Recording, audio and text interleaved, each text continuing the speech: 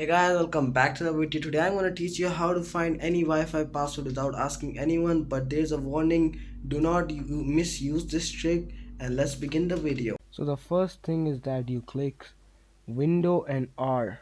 You gotta click window and R together and write CMD. You can write CMD here as you can see and click OK. And now you have to write NSSH. I'm gonna show on the screen NSSH VLAN show profiles and click enter.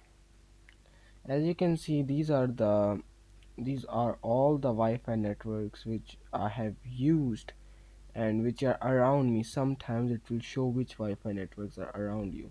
So I'm gonna copy the Wi-Fi network I need. We'll see and write NSSH VLAN show profile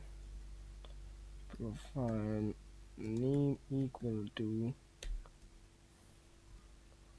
and key equal clear. I see. So as you can see, now we can see everything.